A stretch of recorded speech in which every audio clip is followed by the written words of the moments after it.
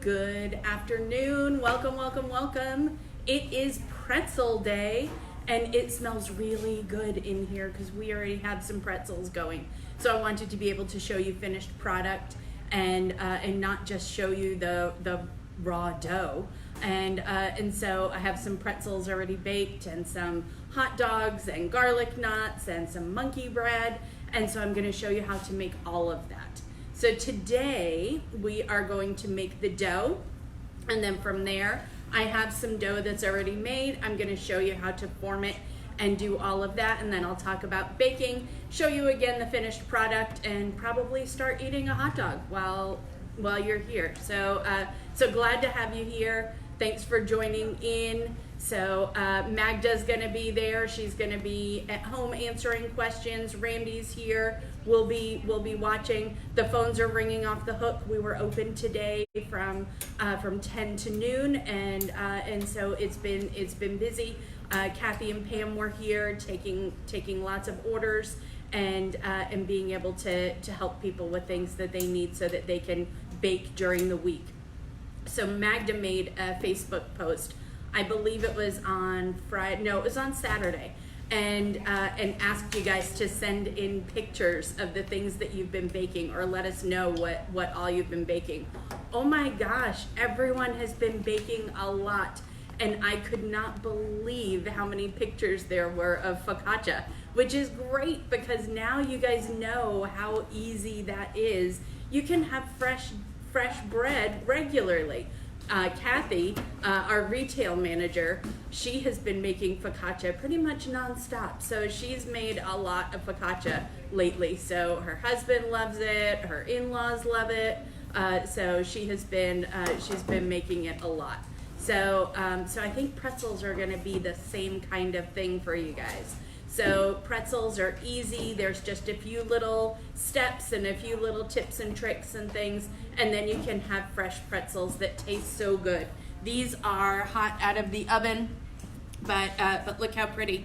And so delicious, nice and golden, and that's what you're looking for, that shiny on the outside, the pretzel salt on there, and then be able to have your pretzels to eat. These are the soft kind of style of pretzels. And that is just, I think they're delicious. I love soft pretzels, and so being able to make it into so many different things is really fun with one dough. All right, so let's talk about the rest of the week for just a second and let people join in, and then we'll go ahead and get started. So we're just going to do Monday, Wednesday, Friday this week for the Facebook Lives. And that is going to give us some time to be able to take care of a lot of the business stuff and work on the other things going on. So that will make it easier for us on Tuesday and Thursday. But on Wednesday we're going to do Russian tips, and that's really fun. If you haven't seen them before, tune in and see all the things that you can do with it. We have Russian tips here, or I bet a bunch of you have Russian tips that you got as gifts and probably have just never used them. So we'll do that on Wednesday, and then on Friday it's going to be pizza day. So we're going to make a deep dish pizza, and we'll also make a flatbread pizza, so a thin crust. And so we're gonna make both of them because they're both so different. Very different doughs, and so you can make lots of pizza for the weekend. So that is our plan for the rest of the week. All right, we'll also be open on Wednesday and Friday, and the easiest way actually to place an order with us is just to email us, the things that you're interested in. And it's mail@makeitsweet.com, and then you can just kind of ramble on with the things that you're looking for, and be sure to put your phone number in there, and we'll either email you back or call you back and be able to coordinate with what we have and what we can get for you. We do have flour, so we have different types of flour. We have regular all-purpose flour, we have cake flour, we have bread flour, so we have flour that you can get. We also have yeast and butter and cream and all different kinds of things that are harder to find these days. So just let us know if it's something that you need, and we can go ahead and get that.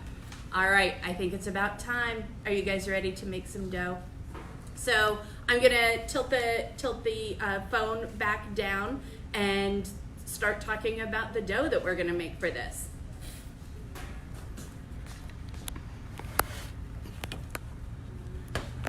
When Randy did this on Friday, the phone fell out into his hand when he was lifting it back up, and so for the whole last part, he had to stand here holding it.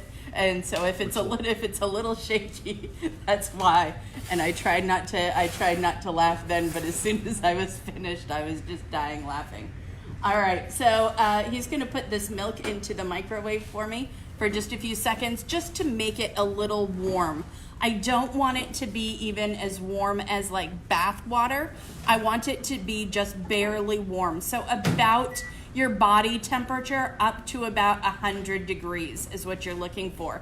If it's too warm, it can actually kill the yeast. But if it's too cold, it takes a long time for the yeast to work. And so the yeast that we're using for this is active dry yeast. And so I have my active dry yeast, I have my brown sugar, and then I'm gonna pour my water in there. And I need a scale too. Oh my gosh, I totally forgot all kinds of stuff. There's a scale right on the table there. I thought I was all prepared. All right, luckily we had it right there.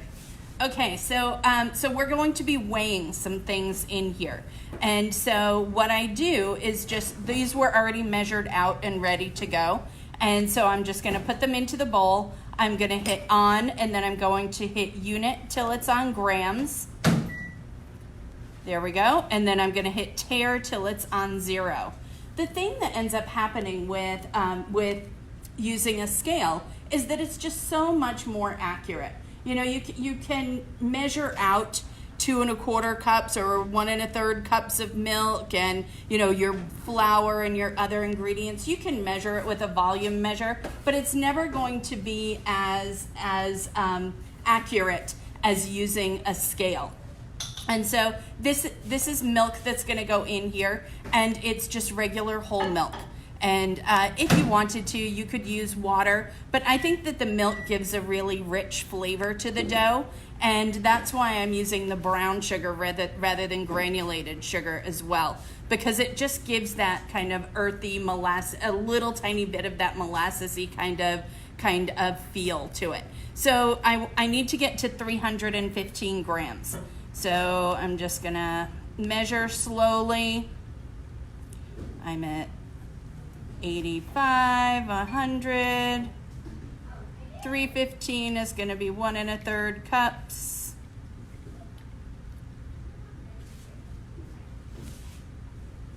And as you get closer, that's when you want to go slower and slower, because I don't want to go like over by a whole bunch. You could, for accuracy's sake, and you know, to make it so that you're not worried about that, you could measure your milk into another container, and we do that in class. But sometimes it's good just not to have to wash another dish. All right, I'm just going to give this a little stir with my yeast and the brown sugar in there, and now I'm going to add my butter. And so what I can do is I'm just going to hit tare, and that zeroes out all the things that are in the bowl, including my spoon that's in here. And so it's 37 grams of melted butter. So here we go. 4. That's going to take a little while to get to 37.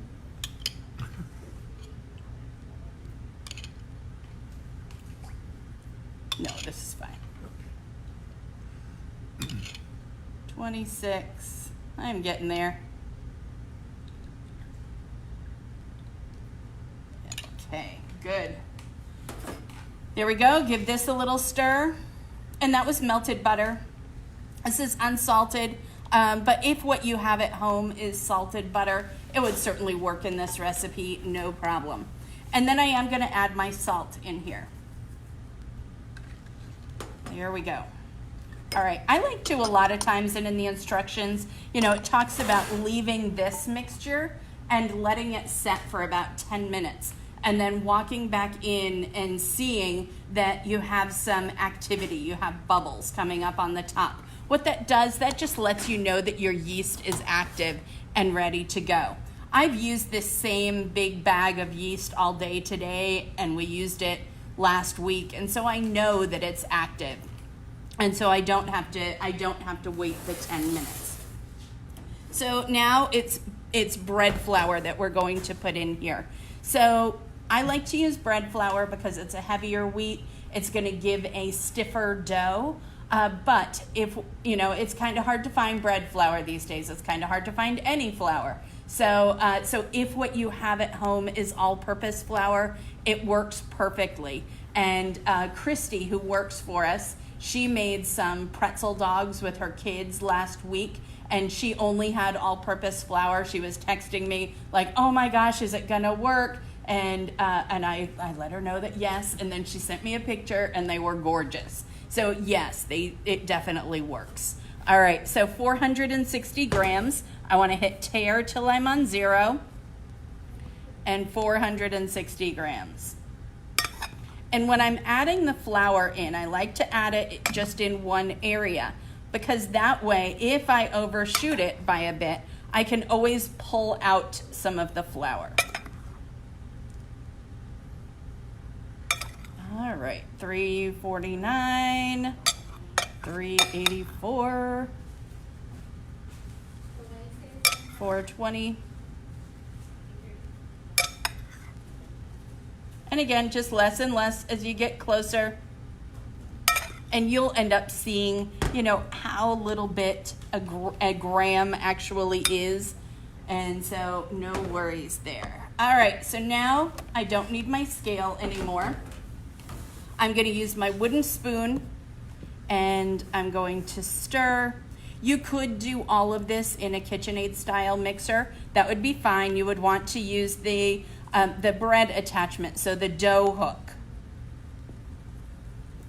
All right, but I always find it so rewarding to do it just by hand. You know, it makes it seem more special, you know, that you're making it that way. It feels like you get a little bit more of accolades out of it. You know, it's truly made by hand, not made by machine. All right, so see, I have it all together. I don't see the whites of the flour anymore. And then what you want to do is turn this out onto your table. So I'm going to take this, I'm just going to make an area here so that you can see it. I want to make an area that has some flour. So this is going to be like when we were making the bread last week. It's going to be the same kind of technique that we're going to do with this. I'm going to take some of the flour and put a sprinkle of flour on my table. And my dough does not go into this flour. That's going to be what I add and what I sprinkle on. So be sure to always scrape your spoon off. That's an extra piece of monkey bread. You'll want it. All right, and then scrape in your bowl. And I love dough scrapers. This is like next to a wooden spoon. This is probably my number 2 favorite tool. And then those little white spatulas that we have. So those are like my three favorite tools. What was that? That just reminded me of that movie with Steve Martin, where he's like, all I need is... Jerk. Yeah, the jerk. So I'm like, okay, my favorite tools.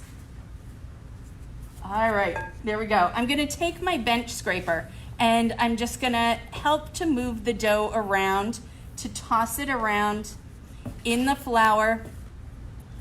There we go. All right.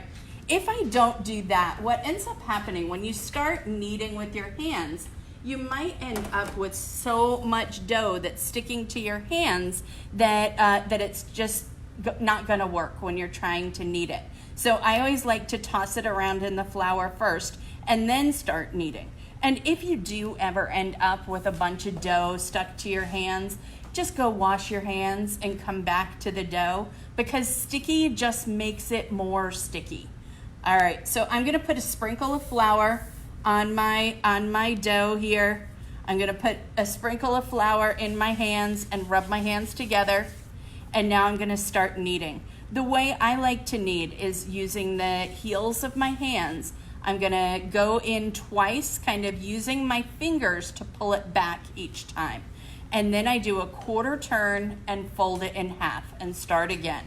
And so it's that same motion. So in twice, and then a quarter turn, fold it in half. In twice, and then that quarter turn, folding it in half. And what that does, it just makes sure that you're getting to all of your dough. And anytime you feel it start feeling sticky, either on your table or on your hands, you want to add more flour. So I can feel it starting to be a little sticky. I want to put sprinkles of flour. Notice I'm not adding a ton on there, just a sprinkle of flour. I'm going to let the dough kind of tell me whether it needs more flour or not. So in twice, and then that quarter turn and fold it in half. There we go. I always love doing this. It just feels very, very zen for me. You know, it's kind of a comforting kind of thing to be able to just knead some bread, and, you know, to be able to have so many things that you can make out of just simple ingredients. You know, it's just so fun to see the variety that you can make. All right. Somebody said they tried to make bread the other day and it turned out rubbery and really flat and tasted kind of floury. Any ideas? What kind of recipe were you using? I was just using the one. All right, so floury could mean like adding too much flour. So there are times, you know, if you were doing this by hand, and let's say you were going at it very aggressively, what can happen is that you can end up adding too much flour to it. Because if I was really kneading this and going in like this, what ends up happening, see how that's like really craggy right there? That part is super sticky. This part that's out here is not. And so what can end up happening is that you can, when you're kneading by hand, even when you're kneading with a mixer, you can end up adding too much flour, and that can make it where it's going to taste like too much flour. Plus, it's not going to rise as much. You don't have enough yeast to be able to make it all work together. So I always like to do it by hand, and I'm really gentle with it. Like I'm not touching this dough very, very hard at all. And so what that does, it makes it so that it has that skin on the outside, and I'm never going to add too much flour to it. It'll stay as a softer dough that way. All right. Hopefully you still saved that bread, and you can make like breadcrumbs out of it. You can do other things with it. Maybe some croutons would work, where you're adding additional flavors to it. You know, add some olive oil and some end up making like some herbs or something. So even mistakes or things that aren't 100% can get turned into something else. And I don't know, especially right now, like I have gotten to be like such a hoarder. Not a real hoarder, but you know, like crazy. Like last night I was cooking and I had this little tiny piece of butter. You know, it was maybe like 3/4 of a tablespoon of butter, not even that. And normally I would have just like added it into something or, you know, used it for something else. But nope, I wrapped it up, put it back in the refrigerator. So I'll use it for something tonight. So I don't know, it's made me change my outlook on some things. All right, so I'm getting there. What I'm looking for is for the dough to be much smoother and also not sticky. So did you see it started to stick to my table there? So it needs a little bit more flour. It needs to be kneaded and needs a little more flour. And this part, it's always going to change. this is going to be different, the amount of flour that you end up adding in based on humidity and the temperature in your room, and so many different factors go into this. So that's why you want to just let the dough tell you when it's ready. There we go. It's not sticking to my table. Like, it's a little tiny tacky. That's fine. I don't mind tacky, but I don't want it to be sticky. And then when I turn it over, it's nice and smooth, and that's what I'm looking for. So there we go. I'm going to put this back into my bowl. So you can take your bowl. I like to use like just a vegetable spray in the bowl. And then I put it where it's pretty side down, and then turn it over. And then I'm going to cover this with plastic wrap just right over the top. There's some right on the table right there. And so I'm just going to put it right over the top, and then set this aside. So it needs to about double in size, and that's going to take anywhere from an hour to an hour and a half, depending on the temperature in your room. And if it's under like a draft or something, it would end up taking longer. So about an hour to an hour and a half for it to about double in size. So there we go. If you want to take a damp cloth, so dampen a cloth with some warm water, put it right over the top. That will help to speed it up just a little bit. All right. I have one already made. Let me just wipe my hands for a second here, wipe off my table. I need the butter, I don't need the milk. There we go. Let me wipe off my table a little bit, and then we're gonna work on our dough. All right, anyone work at Auntie Anne's in the mall for pretzels? My nephew did, so he worked there for a while. He didn't give me all their secrets though, so. All right, here we go. So I have my dough that I made before we started here, and you can see how much larger this is compared to the one that I just put away. And the term that's always used is punching down dough. I just don't like that term. We want to be gentle with it. So I'm just gonna squeeze it. I'm just gonna give it a little squeeze. Turn it out onto my table here. There we go.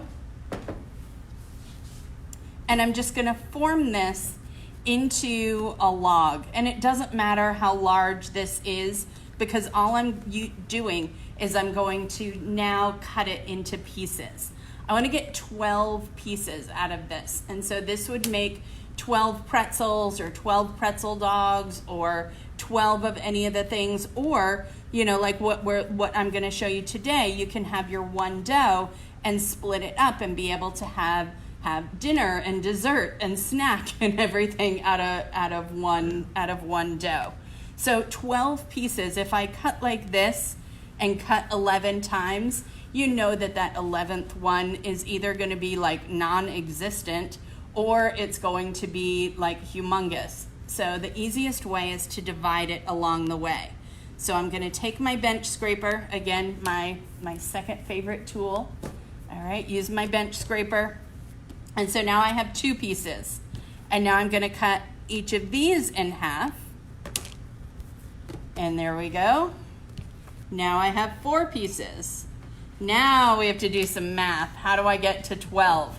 So the easiest way is to take these and cut these into 3 pieces. So I just kind of form each one again into a little bit of a log, and they're not all going to be exactly even, but this is as close as you can get to having them even. And so if you really like monkey bread, take the big ones and make the monkey bread with the big ones. If you really like the pretzels, then take the big ones for that. I'm just putting these to the side. You could put them back in your bowl and they're not going to stick back together. So they can go right back in your bowl if you want to. All right, so I'm gonna take 2 pieces, and that is going to make my monkey bread. What I need for the monkey bread is gonna be some cinnamon and sugar. So this is just to taste. This is, however much you want to have on there, and how much cinnamon. But this is regular white granulated sugar, and then cinnamon. I need some melted butter, and then I need my muffin tin. And so I'm going to prepare my muffin tin first. And so these 2 pieces will actually make 4 pieces of monkey bread. That's always one of the most confusing parts of class, is that 2 pieces make 4 monkey bread. So I'm gonna spray this with my vegetable spray. So this is Vegeline. This is just a vegetable spray. It's kind of an industrial style vegetable spray, but you could use any kind of vegetable spray that you have at home. So that's my insurance that nothing's gonna stick. And now for some additional flavor, I'm gonna put some melted butter in here. So I'm just brushing each of the cavities with the melted butter. There we go. So my pan is ready to go. And now I'm gonna roll these out. So if you liked playing with Play-Doh, or if you still play with Play-Doh, then this is gonna be much like that. So I'm going to roll this into a long snake. So I'm just gonna roll. Once I get it large enough, now what I'm doing, I'm just rolling with the heels of my hands and with my palm. I'm not rolling with my fingers. If it's ever kind of coming back on you a little bit, you can just kind of tap it down onto your table. All right, 8, 16, I'm about 24 inches long. That's good, because I need to cut 16 pieces out of this, and I'll show you how we're gonna divide this up. But I wanna go ahead and I'm gonna roll both of them. If it's ever feeling a little too sticky on your table, you can take a little vegetable spray here. Just a little. Did you see that was just a tiny vegetable spray? You wouldn't want to use flour for that, because you need to have surface tension to be able to roll this properly. You have to have that surface tension. So no flour, even if it feels sticky. All right, so I have my 2 pieces, and they're pretty equal in length and size. And now I'm going to cut them. So if I cut them in half, I have 2 pieces, cutting each one in half. There are 4. Cut each of these in half, and then I have 8. And then cut each one of these in half. I always say they look like little gnocchi now, right? That'll be another class we'll do. And there we go. So I have all my pieces. I find it easiest to do a lot of this next part just right on your table, rather than taking every piece and dipping it in the butter. That's gonna take a while. Plus, it's gonna still end up being messy on your hands. So I like to just take a pastry brush, just brush it with butter. There we go. Plus, once you start dipping them in the butter, you're gonna end up getting cinnamon and sugar on your fingers.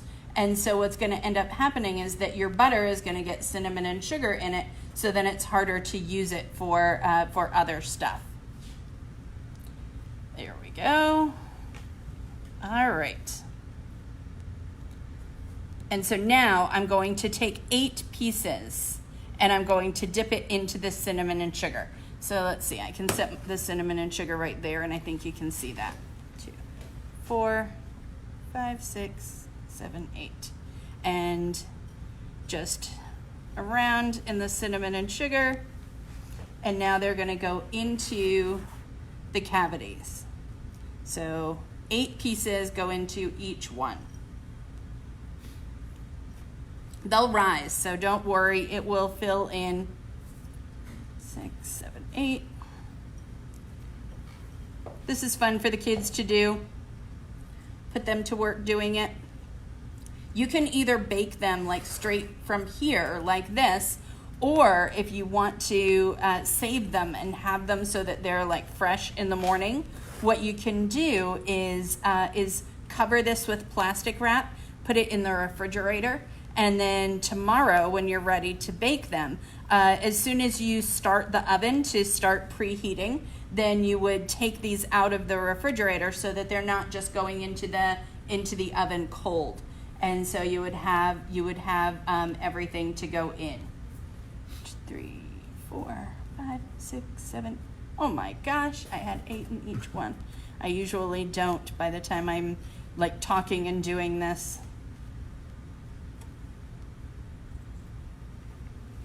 All right, there we go. So those are ready to go. They'll go into the oven.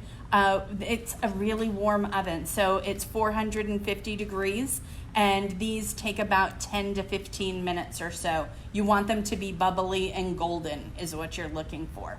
So I'll set those to the side. I need to wipe off my hands because the next thing that I'm gonna make is garlic knots.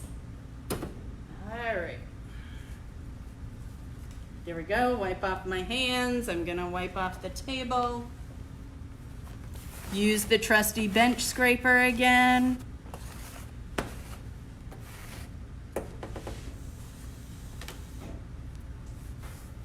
All right, because I don't want to get cinnamon and sugar into my garlic knots.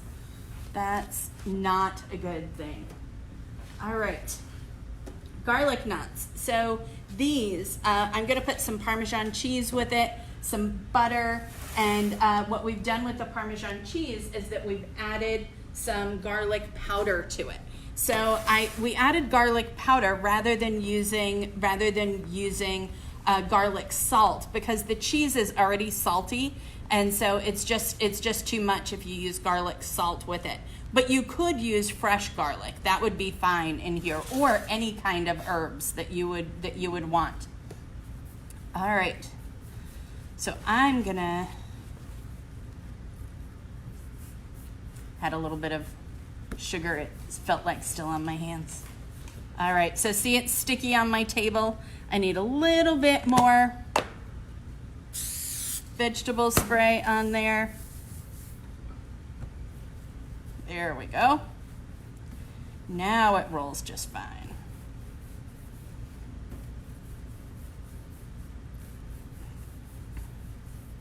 And this is going to be about the same thing, 24 inches or so. So that's how everything that we're doing starts, is by rolling a snake. So by the time we get to pretzels, you're going to be really good at rolling snakes. There we go. We're going to make 3 garlic knots.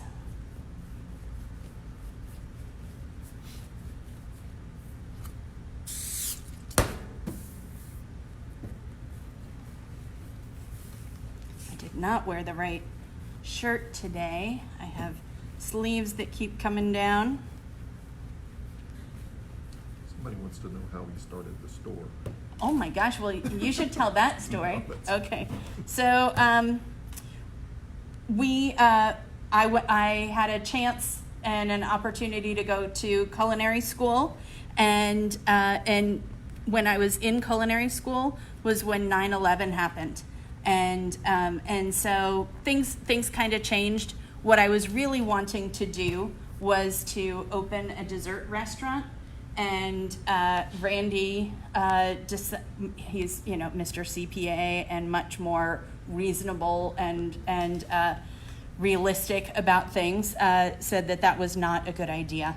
And so we ended up finding out that this store, it was called All in One at the time, was for sale. It was owned by a couple who had, they started it in 1975, so it's been around Austin for a long, long time. I'll talk about it in just a second. And so we were able to purchase it, and they had kind of everything for weddings. And so it was everything for weddings, including invitations and everything else. And so we ended up changing it to be everything for cakes, cookies, and candies, and expanded from there. So from 1975 to when we bought it, which was 2002, they had it for a long time, and now we've had it, I can't believe it's been 18 years. So that's crazy.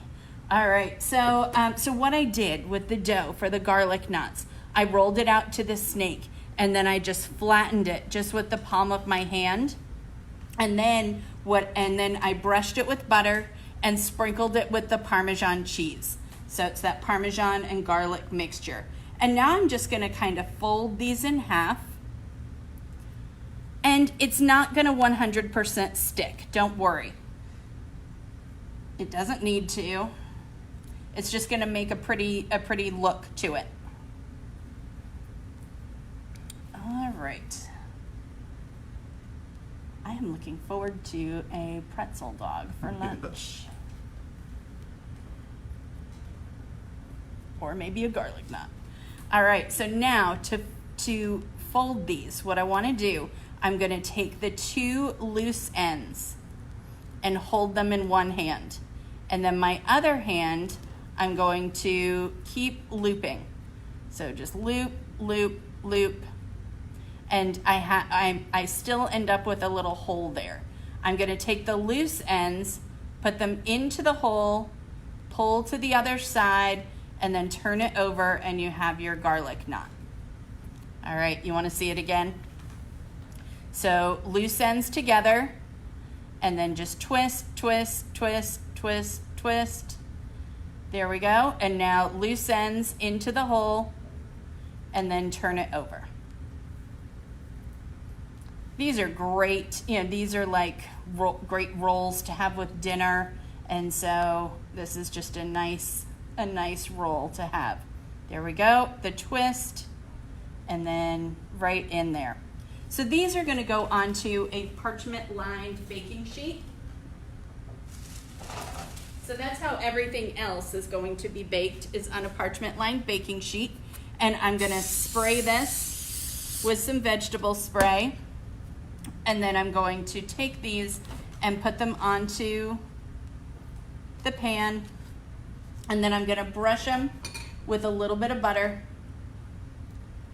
right on the top. That'll just help it brown a little bit more. I forgot to do that on the ones that I have out here, but they're still pretty. And there was still enough butter in there already, so. All right, there we go. We'll set that to the side. Randy will have a lot of baking to do after we're done.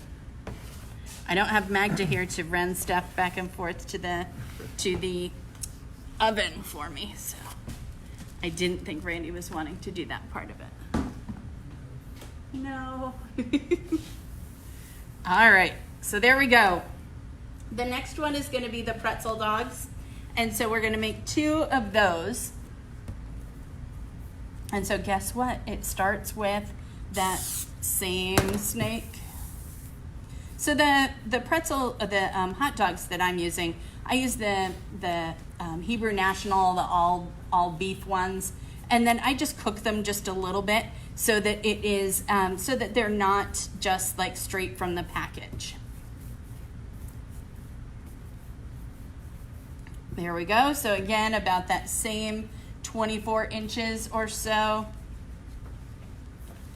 You could always do this with any kind of hot dog or sausage. You could do it with cheese sticks, We do that in class for the vegetarians.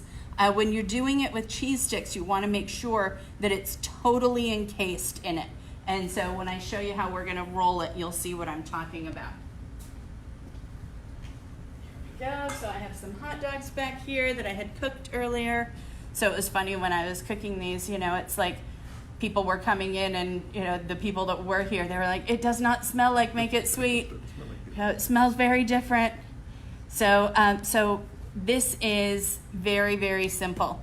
I'm just going to start at the end here. So I think you can see the end. I think I've just moved it so that you can see. Let me make sure. Yep. And so I'm starting right at the very end, and right at the very end of the hot dog. And I'm just gonna roll, and I'm just gonna keep rolling.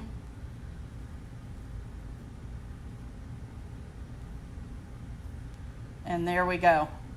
So the ends are open, and I like for the ends to be open. If it were a cheese stick in here, then you would go ahead and pinch the ends together so that it's all encased in there. All right, roll one more. Look at that, Randy's being an assistant. He is grabbing the pan. He's even gonna put some Vaseline spray on it for me.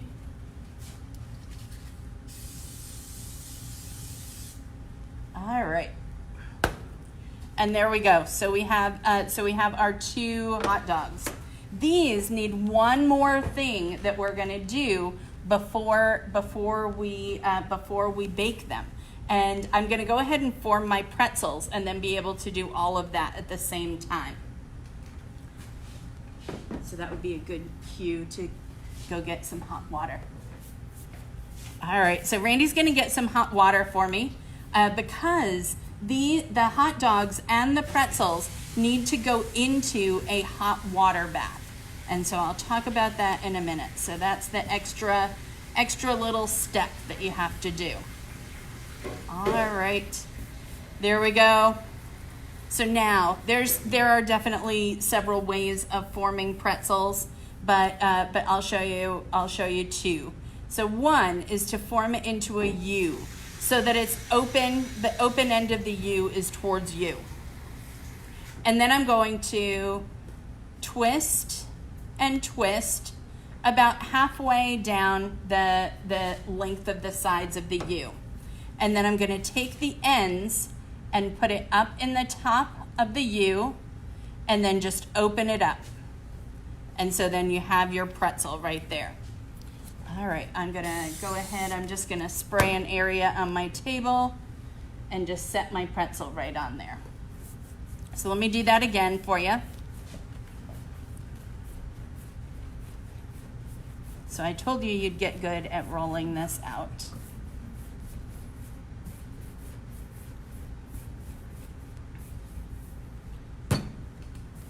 So the larger the snake, so the longer the snake, not larger, but the longer the snake, the bigger the pretzel. So if you're wanting a big pretzel, you have to roll a super long, you didn't see me, but my arms were all the way open. You have to roll a super long snake. All right, there we go. So U, and then twist and twist, and then the ends up into the arc on the U, and then just open it up. All right, let me show you doing it with a twist. So when we first started doing this class, I made all the kitchen people do this. We watched lots of YouTube videos on how to do it.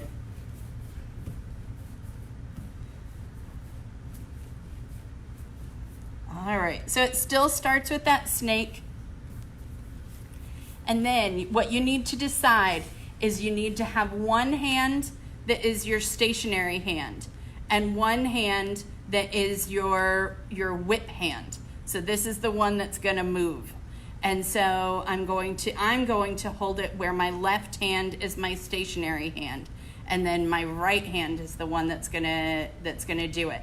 I don't know whether if that's the normal way that a lefty would do it, but I do so many things right-handed anyway that it may be the way that a right-handed person would do it as well. All right, so I'm going to hold this, and I'm gonna hold it where it's close to the table. This is my stationary hand, this is the whip hand. Whip it around, let it fall on the table, put the ends in, and open it up. All right, it's just a quick little motion. I don't think Randy had ever seen my talents with that.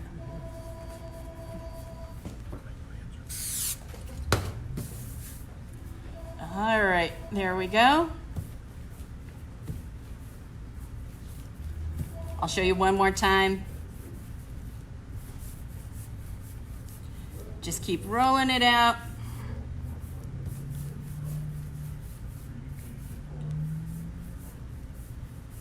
All right, there we go. So stationary hand, moving hand, whip it, let it fall, and then open it up.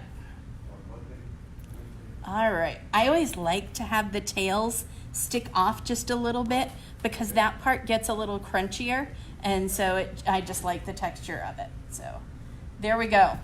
All right, I'm gonna save this extra piece and I'm gonna make one extra hot dog. So I'm gonna put this to the side. So now I need my bowl. Yeah, there we go. So I have a bowl here, and this has a lot. So this is a half a cup of baking soda, and so that's what goes in here, and then hot water. And so this is truly hot water. You could put it in the microwave. Our water that we get from our faucet is so hot that it's fine. You want this to be hot water. And when you do this, it's gonna fizz up a little bit, and you're gonna see that the baking soda in here is never really going to dissolve.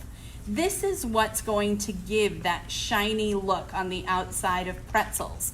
If you don't do this, then it's going to end up looking like bread.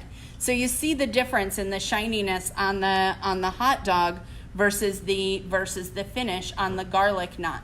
This is because of the water bath, and so that makes such a difference with the finished look and also the texture.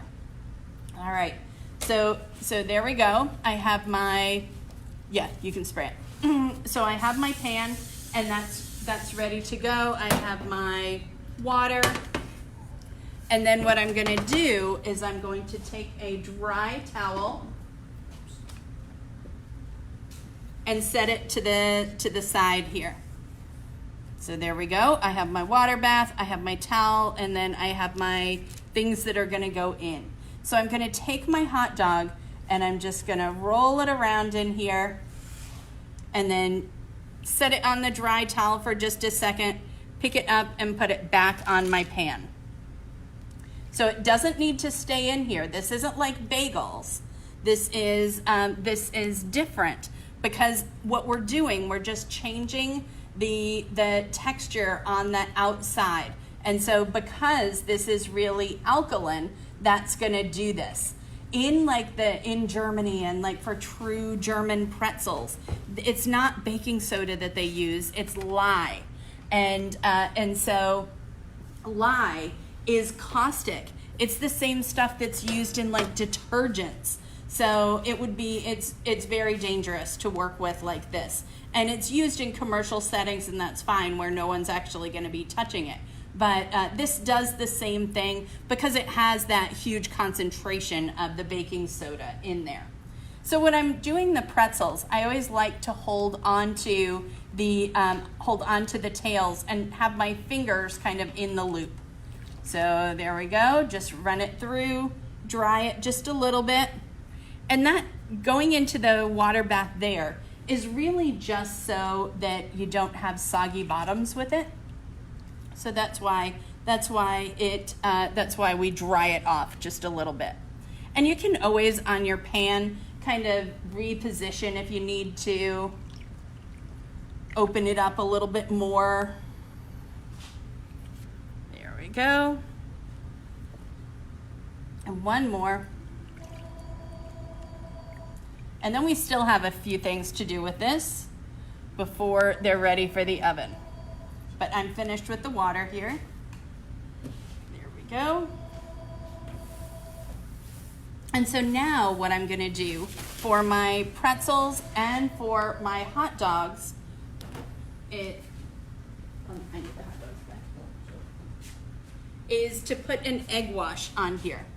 And so egg wash is just a combination of egg and water. And that's also going to give me a lot more shine. So I'm going to take this, I just mixed it up, and notice it's just a little bit on my brush. I'm not drowning it in it.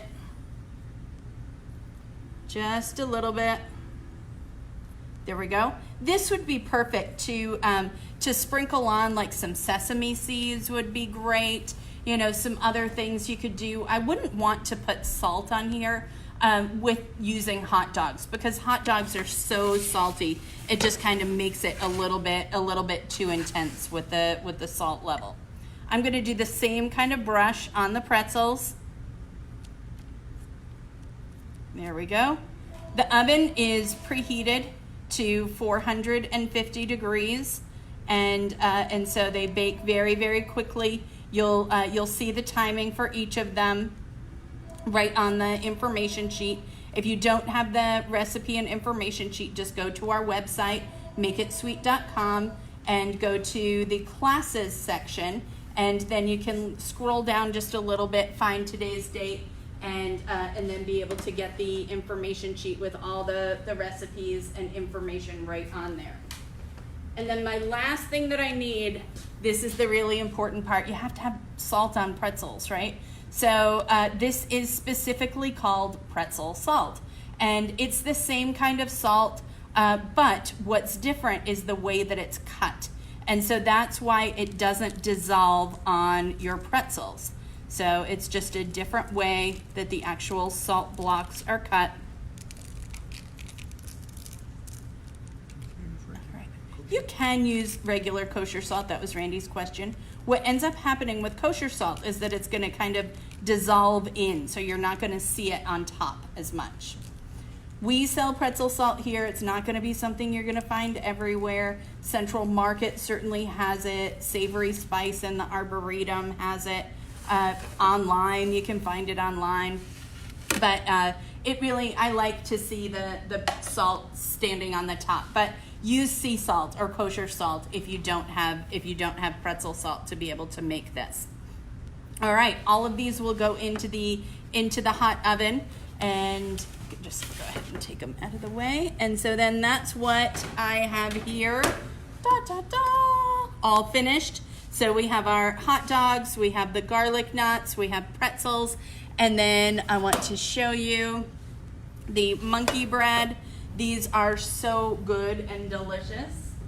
And so I like to, notice I didn't bake them into muffin tins. I put them in muffin tins now because otherwise it's just gonna kind of stick to the muffin tin. So just use your spatula and then be able to take them out and put them into the cupcake liner, and that way you'll be able to have them. It just makes them look fancier. If you don't have cupcake liners, of course, can you eat it just like this? For sure. Maybe a little bit of vanilla ice cream and a monkey bread for dessert would be fun, or have this for breakfast. That would be delicious. So you'd be able to enjoy it that way. You can see it gets like buttery and caramelized on the bottom. That's all the sugar and butter in there. And nothing stuck. That's the insurance, and then the butter in there makes it so that you have your monkey bread so that it'll come right out of the cups there. All right, let's lift up and talk about the rest of the week and then go from there.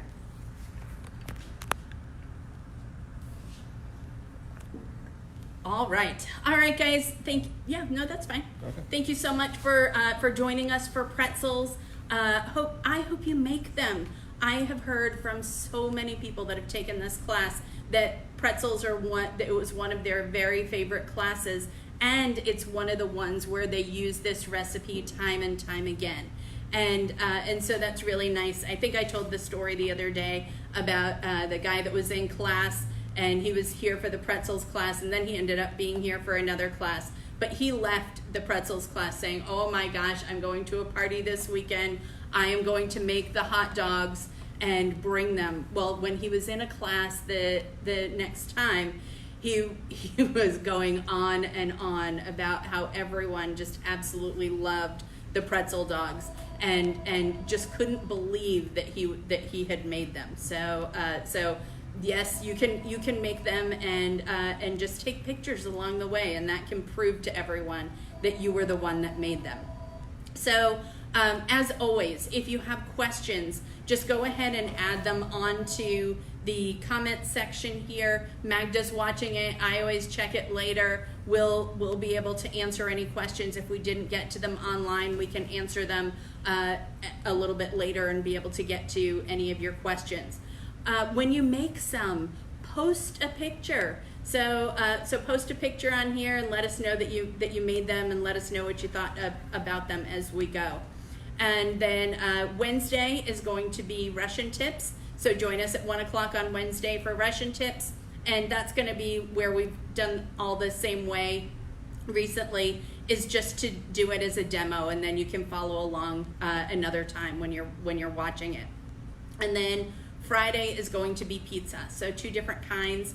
I will let you know that what I worked on the recipe for the deep dish pizza was based on Lou Malnati's pizza in Chicago. I grew up in New York, and New Yorkers are kind of snobs about pizza, including me being a snob about pizza, till I went to Chicago and ate at Lou Malnati's. And so I was actually at the point of craving it. And one of the times we were in Chicago, I think we were there for like 4 nights and ate there 3 times. So it's really good pizza. I've even ordered it. You can order it frozen, and it comes to you. And I ordered that for my sister-in-law for her birthday. So it's that good. And so I tried to make my recipe kind of fashioned against that, and I think it's pretty close. It's really close, if not there. So you'll want to join us on Friday, and the recipe is right on our website. So if you're wanting to make pizza earlier, go for it. All the instructions in the recipe is right there for you. So if there are things that you need, even if it's flour, if it's yeast, if it's things that you need, or let's say you want some Russian tips, or some other things, you can just email us. We'll be happy to run around, gather everything for you. We have tables in the front where we have all the orders, stacked up. Then when you get here, just give us a call. Let us know which parking spot you're in, and then we'll be able to coordinate payment and run it out to you. So we'll take care of that. It's mail@makeitsweet.com, and don't forget to put your phone number in there in case we have questions and we need to get in touch with you right away. A lot of times that's easier than emailing you back. So that's it. I am going to eat a pretzel dog for lunch, and I bet Randy will eat the other one, and then I have some extra dough, because remember, I have a whole set of dough that is rising right now. So we'll be able to make some more things and share with some people. So glad to have you joining us. Thank you so much. We truly appreciate your support. We appreciate you being here. We can't wait to be doing this live and do it that way, and to see all your faces and not in masks. Oh my gosh, I should, Randy, go grab my mask or our masks that Kathy made. So Kathy made masks. We had some fabric that had our Make It Sweet logo on it, and so she made some masks for all of our employees with the Make It Sweet logo. So they're perfect. This is what we were wearing today. And then Randy got a special one, so he got a UT Longhorn one, because Kathy didn't think he would want to wear the pink Make It Sweet logo, and I think Randy was pretty relieved when he saw that he got to wear a UT Longhorn one rather than the Make It Sweet logo, as he was out and about and running errands today. So thank you, Kathy, for doing that. Much appreciated. And be safe and careful out there, and hope to see you again soon. All right, take care. Bye.